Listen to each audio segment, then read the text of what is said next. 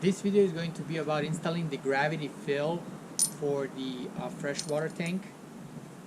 We bought a marine grade deck fill for this. I found this one on eBay. It was a good deal. It's a one-off. I haven't seen this one anywhere else. I don't even know who makes it and what model that is. But it has a key so you can lock it. It doesn't come with a gasket, so I'm gonna have to make my own gasket.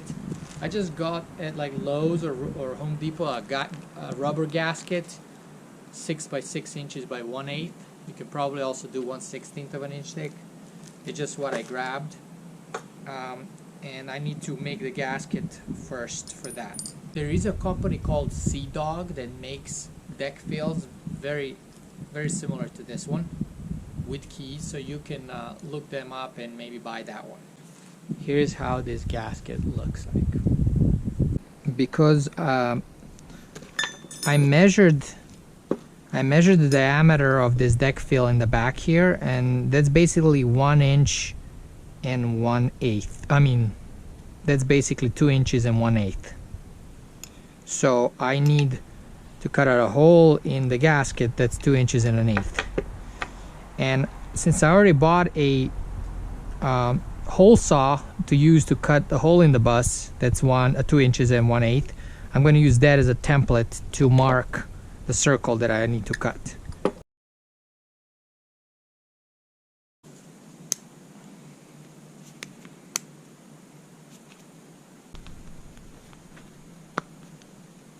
Okay,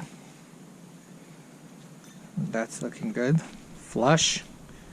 Now I'm take my marker.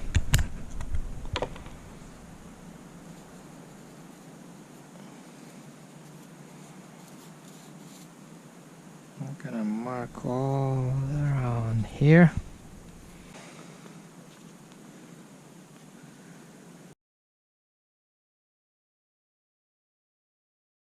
Now that the hole is cut, I can get my my inlet, and I put it in.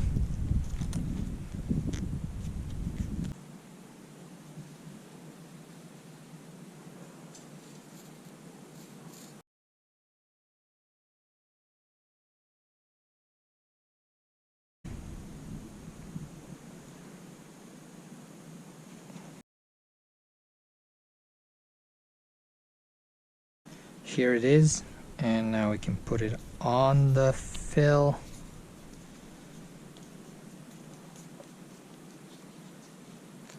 Okay, it's sticking out a little bit. I can come with scissors and see if I can cut this. Now I can mark the holes for the screws.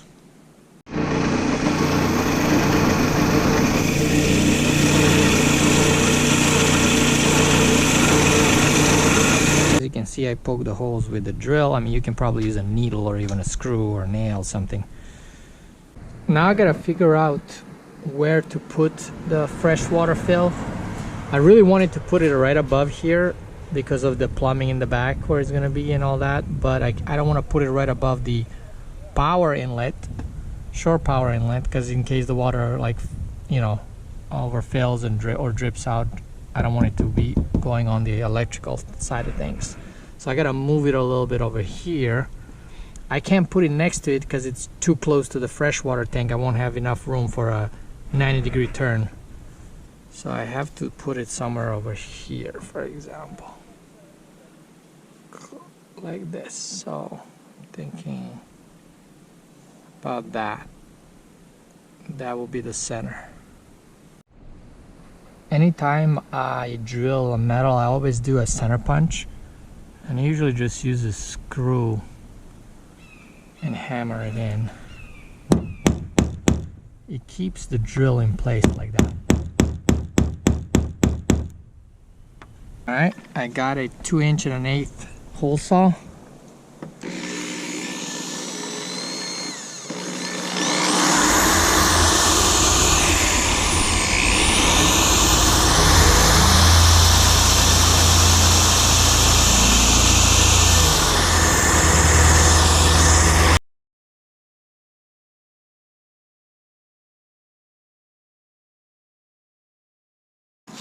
I got some masking tape here. I want to paint that raw metal that I exposed there. What I have here is a Rust-Oleum Ultra Cover paint and primer.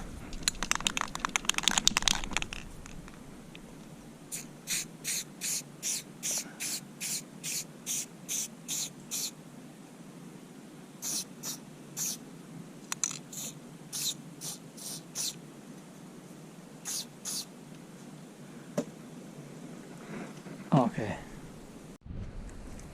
I waited 5 minutes and now I'm removing the masking tape so it doesn't bake in with the paint.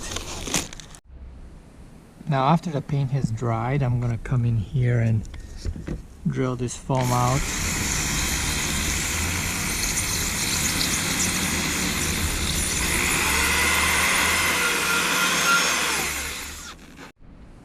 Let's see if I can remove the foam.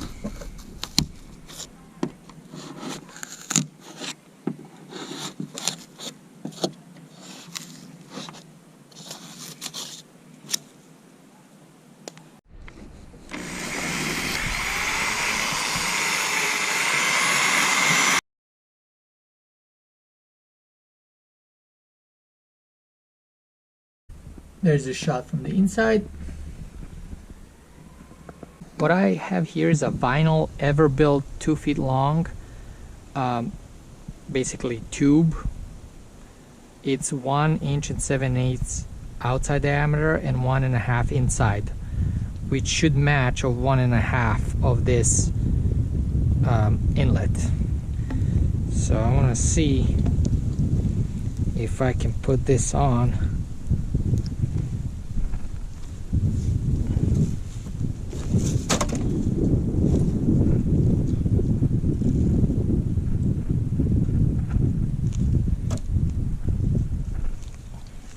Sitting nice and snug.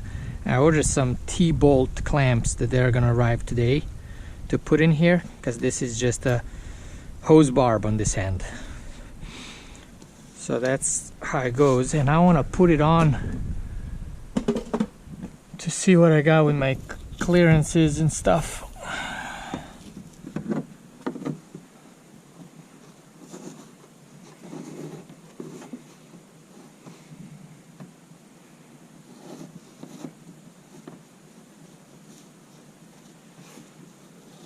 There you go, like this.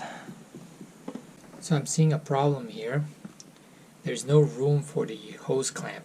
So I'm gonna have to cut out from the inside. These holes need to be wider. The way I'm gonna cut a wider hole is first I'm gonna put the wider hole saw. This one is what, 4 inch.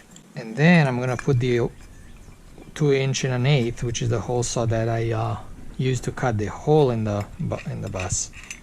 So what I'm basically doing here, I'm using the small hole saw as the guide, so I keep it centered that way so I can cut the bigger hole.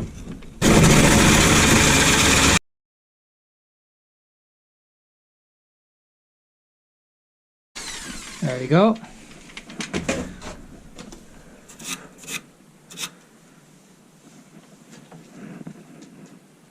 And now I'm marking the holes for the screws.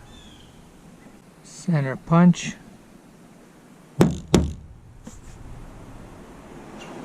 I have a 7/64 drill bit. For the screws I'm using, I need a little bit bigger, 1/8 or even maybe a little bit bigger, but I don't have one, I can't find one. So I'm gonna try to use 7/64.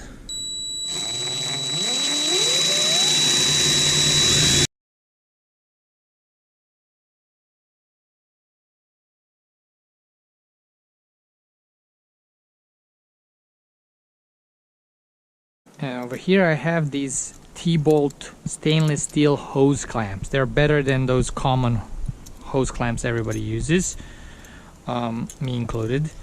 So these are marked 44 millimeters to 50 millimeters outside diameter, and this pipe is a 1.5 inch inside and 1 and 7/8 outside. So this will satisfy that.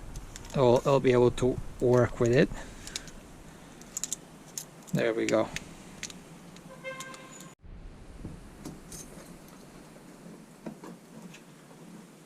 So I have the clamp right there, but I need to push it more. But of course this foam is getting in the way. So I need to remove some of that foam. It's gonna be tricky getting this screwed on. I'm gonna mark which section of the foam I need to remove, because I don't want to remove the whole foam, all that ring, because that's insulation. Okay, so I got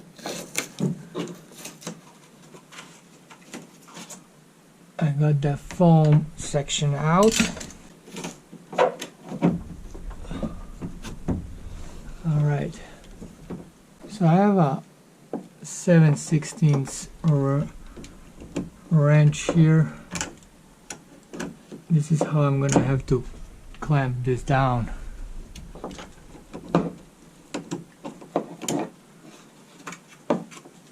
This wrench is a little bigger. It should have been a little smaller, but I think I'll be able to do it.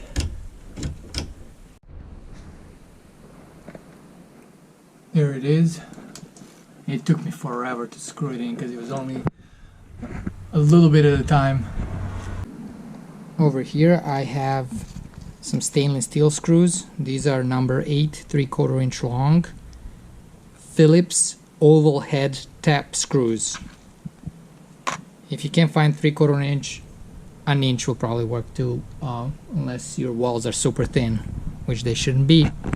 I realized I forgot to put the gasket before I put the hose in, so I can't take it out now, but I'm gonna try to put it on like this. Please don't rip. Oh, that's good. All right. All right, I got the screws now.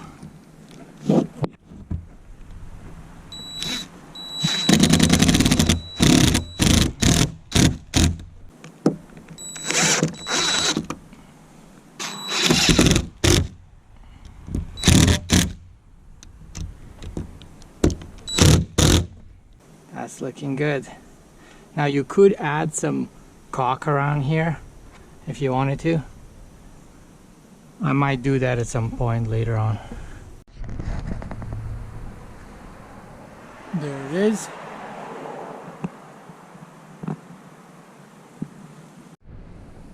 I got my key over here.